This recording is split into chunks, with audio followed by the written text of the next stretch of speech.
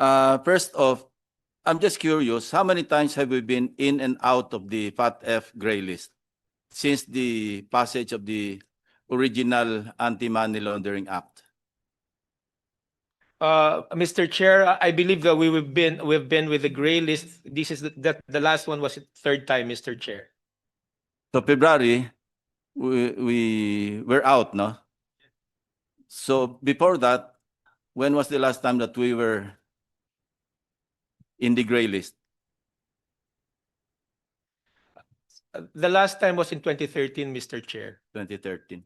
Thank you, Mr. Chairman. Anyway, let's cut to the chase. Diretso na ako dun sa budget proposal. Ano?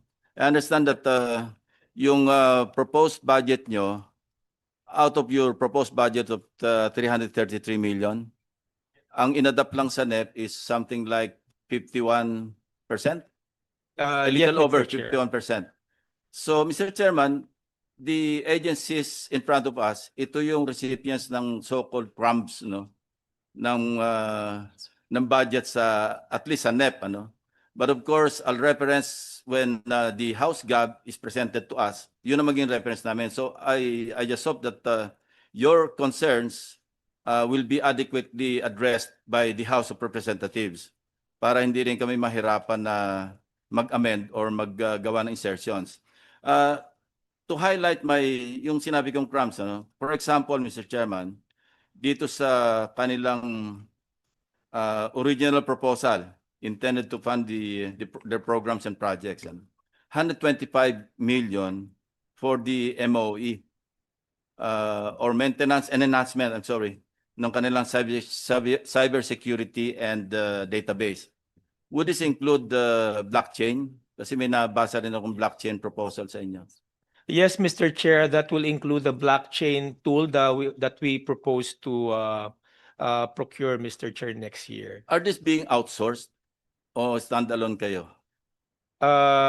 It's being procured is ICT software, Mr. Chair, where we will have access to use that software in order for our investigators to assist our investigator in investigating virtual assets that are part of our investigation for the investigation of money laundering and terrorism finance. And you think 125.5 million is not enough, no, to address this particular issue, no?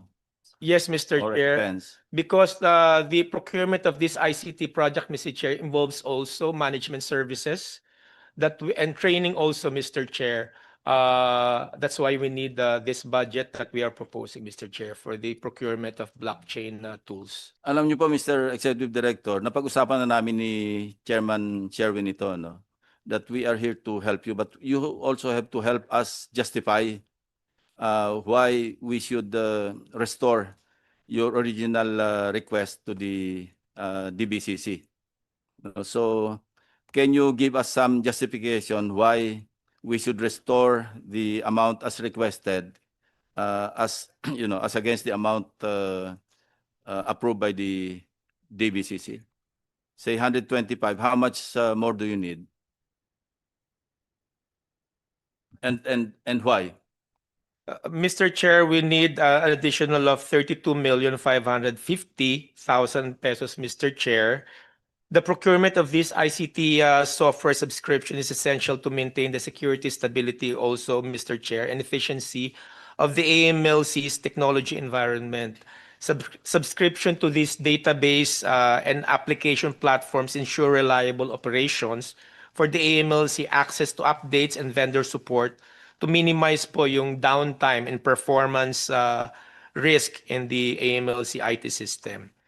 And the operating system po of subscription provide critical patches and enhancements to sustain secure and stable infrastructure.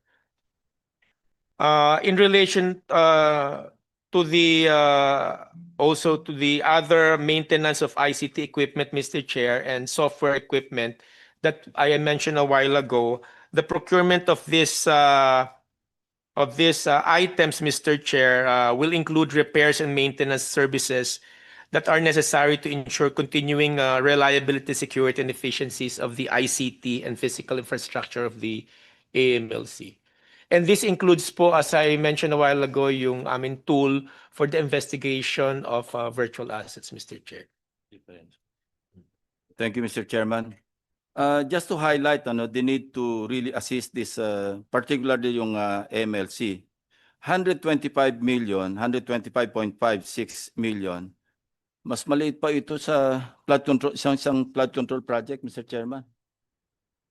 But, Mr. Chairman, just to on Yeah. that topic, I noticed, I read in the briefer that yung personal services sagot ng BSP, no? So if you, how much is that personal services? Just to give us a complete picture.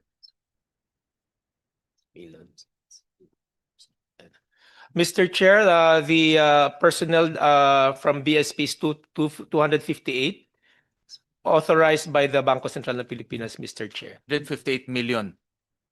No, amount. How much is Personnel, the- personnel, how much is the 258 personnel, How Mr. much is Chair. the amount?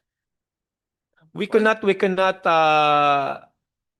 not know the exact amount for the authorized personnel of the AMLC, because the AMLC's personnel are BSP personnel also, Mr. Chair. 258 personnel of it's like that we are seconded to the AMLC by the Bangko Sentral ng Pilipinas. Just submit to us the amount, just to Yes, give us a Mr. good Chair. picture. Kasi typically, di ba, may PS, MOE, capital outlay, just to give us a complete picture, how much is the budget being allocated to AMLC. No? Although, ang authorization lang sa Congress is really for MOE and capital outlay. No? Yes, Which Mr. I agree with Senator Lacson na it's pittance compared to Yes. the financial crimes happening. Yes, Mr. Chair, we will request the Bangko Sentral ng Pilipinas to provide the amount, Mr. Chair, for the personnel. If I may proceed, Mr. Chairman, no. Ito pa yung mga susunod, 40.058 million for maintenance of ICT equipment and software. 39.385 million for the interagency collaboration, etc. 52.497 million administrative services. 15.877 and so forth and so on. My observation, maliliit pa po ito kaysa doon sa mga commissions saka mga SOPs. So just to highlight the need to really address the concerns and being raised by these agencies to really assist them, answer the needs that the agency or agencies have right now. And that also goes through ito mga pittance din itong kaharap nating iba. So I would strongly suggest that we really take a hard look at their financial position, so to speak. We can easily realign naman siguro from the expenditures of the proposed budget of the other agencies, yung mga unnecessary. So rest assured, Mr. Chairman, and the AMLAC and the others, ARTA, GCG, and the others na will be foursquare behind you along this line. Tulungan nyo lang kami na kindly submit your position paper to justify. And of course, I would request you also to makiusap na rin kayo sa House para pagdating dito, yung House Gov, hindi na rin kami mahirapan.